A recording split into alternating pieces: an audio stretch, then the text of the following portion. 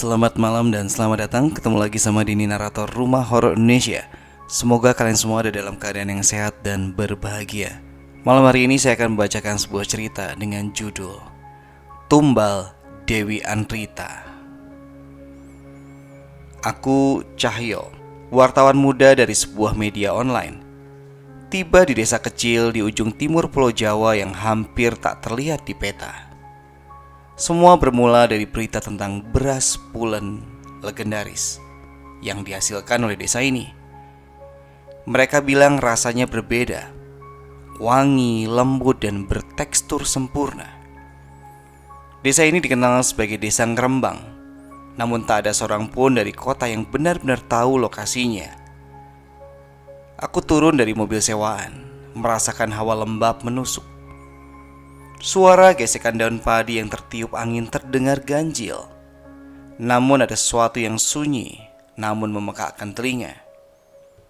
Lia sudah janji mau ketemu di sini, gumamku sambil memeriksa ponsel yang kehilangan sinyal. Lia, seorang kenalan dari media sosial, adalah anak kepala desa. Aku tak pernah menyangka obrolan ringan kami akan membawaku ke sini. Lia muncul dari balik pohon besar di dekat sawah. Wajahnya pucat, matanya tampak menyimpan ketakutan. "Kamu Cahyo?" Suaranya bergetar. Aku mengangguk. "Bener, kamu Lia kan? Anak dari Pak Lesmana?" Lia menarik napas dalam. "Kamu harus hati-hati ya di sini. Ayahku, dia bukan seperti apa yang orang pikirkan. Ada rahasia besar di desa ini." Aku menyipitkan mata. Ada rahasia apa rupanya? Lia membuka mulut, namun tiba-tiba terdengar suara tawa melengking dari arah hutan di belakangnya. Suara yang membuat bulu kuduku meremang. "Kuntilanak." Lia menoleh cepat. "Dia tahu kita bicara," bisik Lia lirih. Pak Lesmana menyambutku dengan senyum ramah di rumahnya yang besar dan agak usang. Namun ada yang aneh di balik sorot matanya yang kosong, namun sekaligus penuh rahasia. "Kami bersyukur Anda datang meliput desa kami, Mas Cahyo," ujarnya sambil mempersilahkan duduk. "Beras kami memang unik. Bumi ini subur berkat restu Dewi Anrita." Aku menahan keterkejutan. Dewi Anrita? Siapa itu? Pak Lesmana tersenyum samar. "Dewi penjaga panen kami.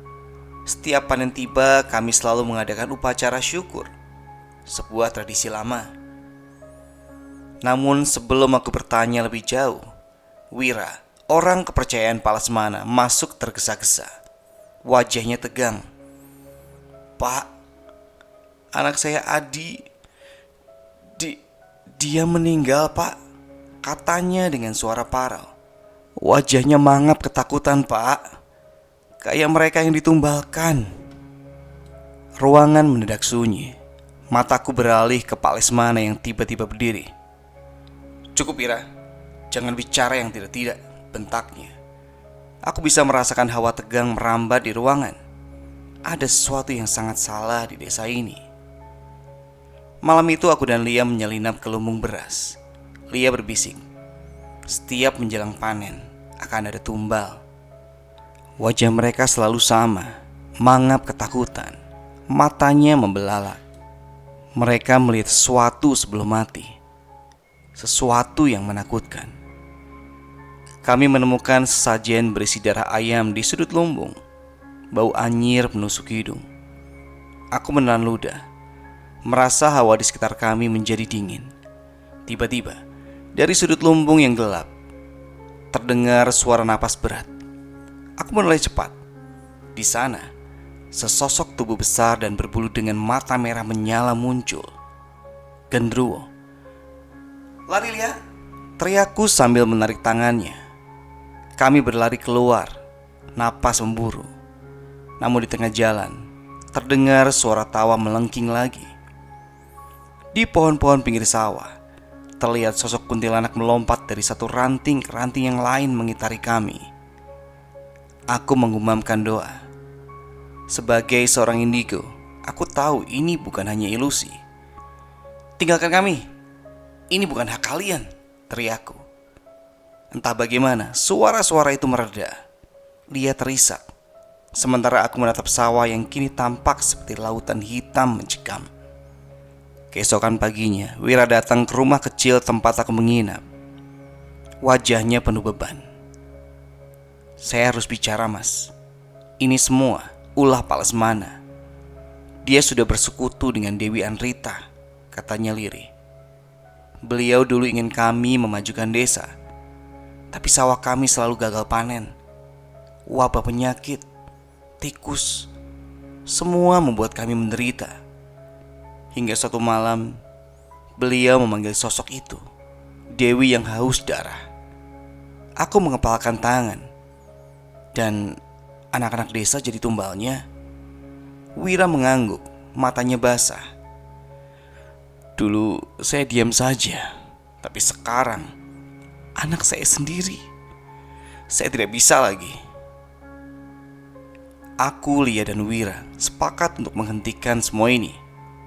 Kami memutuskan membakar lumbung beras tempat sajian disimpan. Saat api mulai membesar, suara jeritan menggema dari segala penjuru. Asap hitam bergulung naik, membentuk wajah seorang wanita dengan mata kosong dan senyum mengerikan. Itu dia, Dewi Anrita. Pak Lesmana muncul dengan wajah panik. "Apa yang kalian lakukan? Kalian akan menghancurkan desa ini."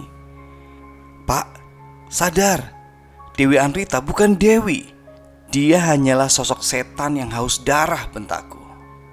Dewi Anrita muncul di antara asap. Tubuhnya menjulang tinggi dengan rambut menjuntai ke tanah. Pak Lesmana berlutut, tangannya terangkat memohon. "Dewi, ampuni aku. Mereka yang membakar lumbung ini." Namun sosok itu menggeram. "Kamu telah gagal," bisiknya dengan suara berlapis.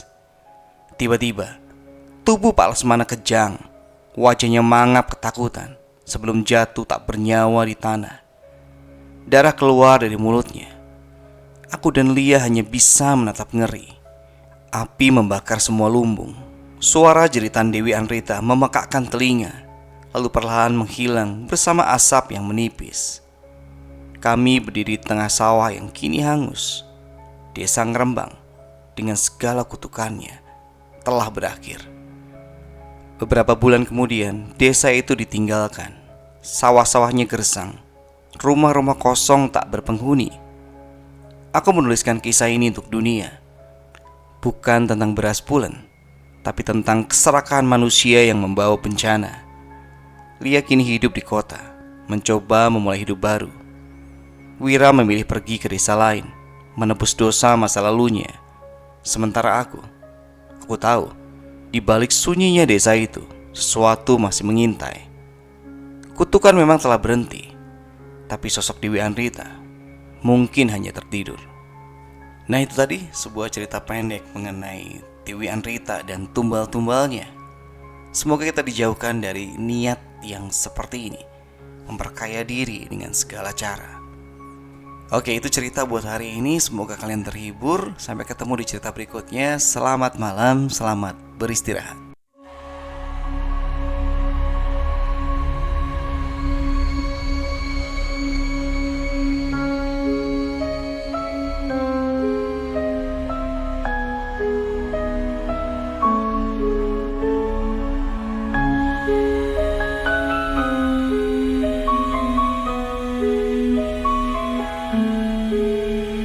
Ada bisik di tengah malam, cerita tentang gelapnya dunia. Tangis sunyi, langkah menggema,